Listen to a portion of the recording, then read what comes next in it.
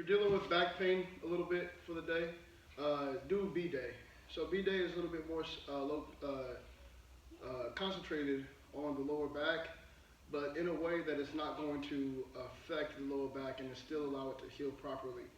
So what you want to do is start off with the foam roller. Contrary to belief, we're not going to actually put the foam roller on our lower back. We're going to set it up right underneath our rib cage or right underneath our shoulder blades as we lay down flat on it. Okay, so I'm here, it's right underneath my shoulder blades, as you can see, and from here I'm just going to take my hands, place them up against my head, not pulling it the one way or another way, and then I'm just going to allow my chest to relax. Notice my hips are on the ground and I'm just breathing.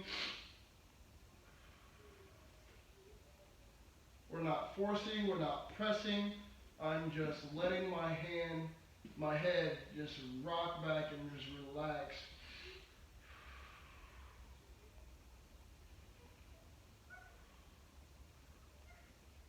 And then bring it up and then start again. Again, don't push it, don't force it down towards the ground.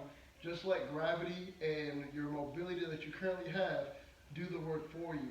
Also, mind you, you want to keep your core tight. I'm going to keep pushing my lower back or my belly button down towards my lower back. I'm just going to keep that engagement of the core and the abdomen. And I'm going to make sure that I don't let my back arch up here, because that's kind of going to be the reason why it gets more irritating. From there, I'm going to bypass my lower back and now go to my hamstrings and my glutes. So I don't necessarily enjoy rolling on my lower back just because it can cause more irritation than by going around it. And so what we're going to do is we're going to work on the hamstrings. You can work on the outside of the glutes, so the glute med,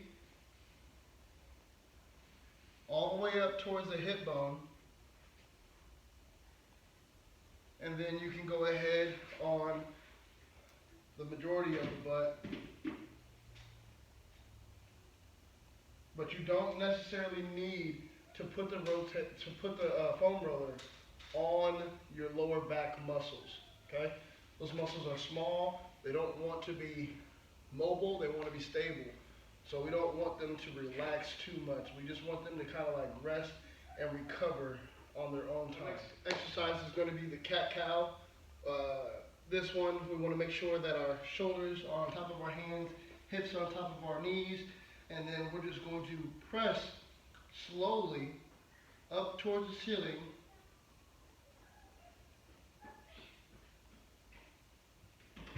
Pull the hips tight towards the belly button.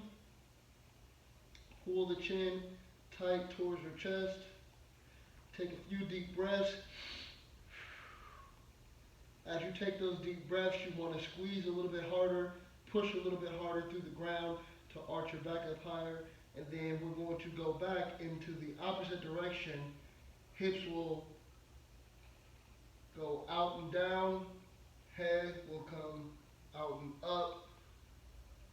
And again, breathing through this process will help give you more mobility.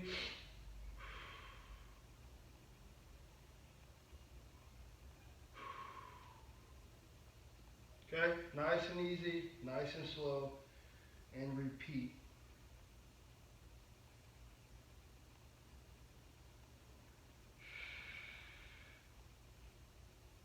Okay, so this one's going to be bretzel number 2 with a little bit of assistance to a sideways lean, okay?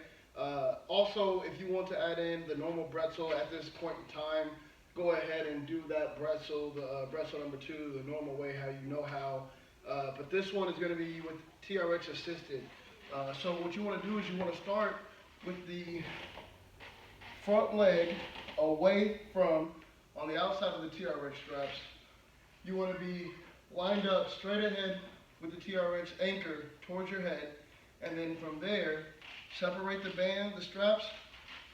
Scoot out a little bit more. Separate the straps, and then lean in to the side a little bit.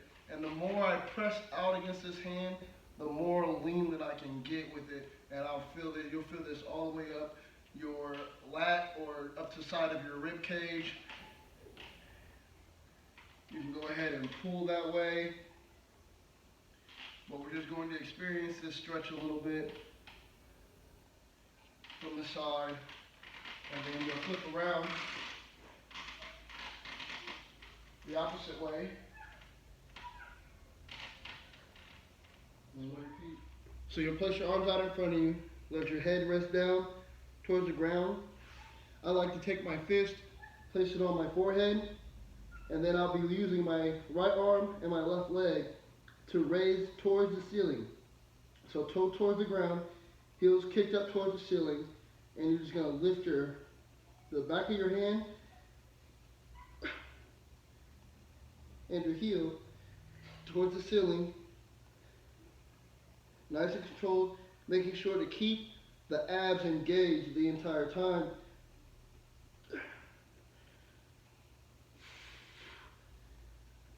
You don't want this overly arched and reaching up and pulling on the lower back.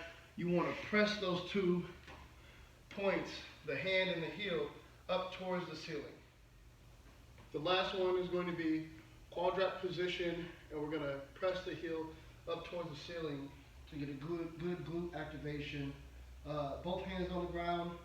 You're going to lift one heel up towards the ceiling here, and you're just going to press as hard as you can while engaging the core on each side. Bring it down a little bit, and then press. Bring it down, and then press. You can also turn this one into kick and reach if it's a little bit more understanding to you. So opposite arm, opposite leg, kick out, and then draw your knee to your elbow. Kick out, draw your knee to your elbow. And then of course finish off this day with Turkish get up as well.